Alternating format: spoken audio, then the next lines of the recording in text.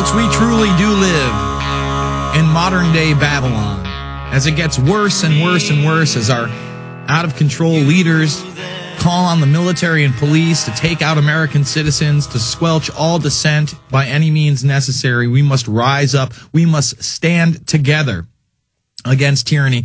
And really one of the most positive and effective organizations out there that has been able to do so in its real infancy. It's only a couple years old, is wearechange.org, and its founder is with us right now in a final segment, Luke Rudowski. We're taking your calls, 888-201-2244. If you can help Luke in any way, please go to wearechange.org and do so. If you can't help him today, help him tomorrow by starting your own chapter of We Are Change. Help him by creating flyers that tell the truth. Help him by duping videos that tell the truth. There's so much people out there can do. Correct, Luke? Of course, and change starts with the person, the individual, and it starts with you. You don't even have to start a We Are Change organization. Just work on yourself. Have love in your heart. Have care in your heart. And try to fix the wrongs that are in this world, because that's why we are here on this planet. I mean, we have one life. Let's make it something meaningful. Let's make it something worthwhile. And let's do something good. Absolutely. Instead of just focusing on Sunday night television or your sports team or what beer you like to drink, what car you drive, there is so much more out there. You will not have those type of choices in the very near future unless we stand up against the tyranny that is oppressing us as we speak. It gets worse and worse and worse and worse. And like Luke said earlier, they are very patient. They make these plans 10, 20, 30, 40, sometimes 50 years in advance, knowing they have a long road ahead, knowing they have to acclimate the general populace to their ideals, to their morals. And those morals are not good ones. Those morals are eugenics. Those are the ones coming out with the cover of Newsweek saying the case for killing Granny and why it's a good thing. You're not killing my grandmother. I'll tell you that right now. We're not pulling the plug because it's the hip thing to do because of Newsweek. Luke, let's just finish up with the bombardment of propaganda that's out there to make us feel small, to make us feel weak, to make us feel like we don't have a voice, and how we can overcome that. I mean, we overcome that by talking to each other, communicating with each other, and we could do that right now with the internet. They still haven't taken that away yet, and we have to understand police officers, military men, they're just regular men and women like we are. They're our family, for God's sakes, and they're getting screwed over too. They won't have a pension. The pensions here in New York City, these police officers are losing them every single day. We have to understand that they're getting screwed over just as bad as we are, and they're using divide and conquer techniques, using people against each other because of hate, because of anger, and they're dividing us against each other. And through that divide and conquer, they're getting what they want. They're sending anarchists as police officers in there, causing a riot. Then they bring in the police and they destroy all peaceful dissent against the system. But in reality, it was a majority of regular people out there. And a lot of the police officers that heard my message on the local news, on Channel 2 News in Pittsburgh, Channel 4, Channel 7, Channel 11, I was bullhorning there every single day, and they played what I was bullhorning for them.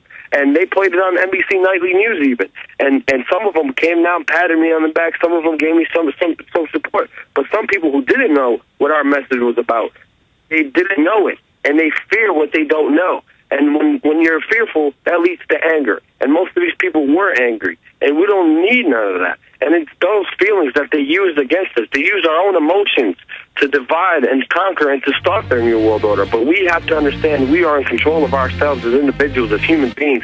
And we have the chance to turn that. And it's right now. It's happening today. Don't let it come by tomorrow when we're living in a new world order. Luke Rudowski of wearechange.org, the original working class hero, in my opinion. God bless you, and keep us updated. We may have you on next week to find out what went down in Pittsburgh. We're going to continue with your calls after this. It's the Infowarrior. Some of the other stories that I'm going to try to cover in this final hour of the Infowarrior. Brain scans reveal what you've seen. Yes, within the next few years, they're saying they're going to have a device that can actually visualize your thoughts, experiences, and memories. That's right here at a Wired. Really big story. We're going to be covering that. Pentagon chief says tough to meet Gitmo deadline. Weird. They're not going to shut Guantanamo Bay down, but I thought Barack Obama was here to save us all. I mean, if you bought that, you truly are a sucker, folks. Attorney, OKC bombing tapes appear edited. That's right. Years and years and years later, over 10 years later, almost 15 years later, this happened in 95, they supposedly let the security tapes showing the chaos immediately after the 95 bombing out to the lawyers. However, you guessed it, before the bombing, the tapes are empty. It seems that they just erased all the evidence of John Doe number 2 and the secondary explosive devices that were actually in the building. We're going to cover that.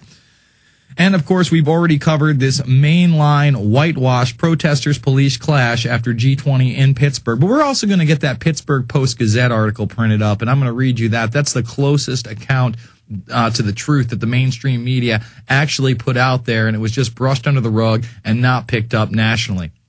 All right, let's continue with some of your calls. Will in Canada. Will, you're on the line. Yes, sir. First caller after Luke got let go, too. How you doing? Good.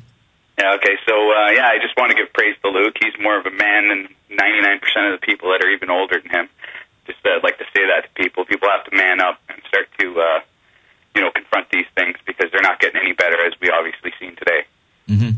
And, I'll be at the SPP in Huntsville, Canada in June. With Canada, they like to hold it in rural cities outside of the big cities to limit the amount of people that go.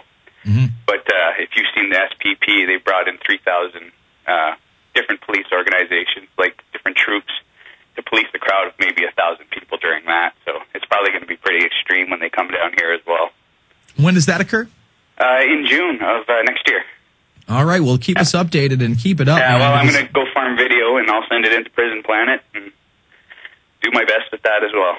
Well, thank you so much. There's another soldier on the ground in this info war, somebody that knows that the alternative media does have great power when we come together. Thank you so much, Will. Let's jump to Darren in New York. Darren, you're on the line. Hi, Jason. I just wanted to say great job to Luke. We just started We Are Change Ithaca up here in upstate New York. Excellent. And we went to the conference a couple weeks ago, made an impact there, met a lot of great people. And I just wanted to kind of reiterate what everyone's already touched on with Luke right now, facing the battle that he's facing, that we all need to help him and get behind him and stand as one, because this is an opportunity to kind of shut them down in their tracks. We have them, they obviously committed a lot of breaches in the Constitution, if you will, and it's all on video. The more the word gets out there, the more the video gets out there, I think the more support we can get. And if we can get people behind him in a legal way, I think it'll raise a lot more attention. Well, I agree with you 110%, and that's why, we have to use these cameras as our weapons. These are the things that are telling the story. This is how we reach other people. We live in this MTV, movie, pop culture-based society where people don't read anymore. They don't care what's going on in the world around them unless it's right in their face and it's blasting at them like their latest action movie. And this is worse than any action movie I've seen, and quite frankly, it's more important. Thank you for the call, Darren. We're going to be going to Dan, DJ Ball, Chris, Joe, and more. It's the Infowarrior with Jason Bermas.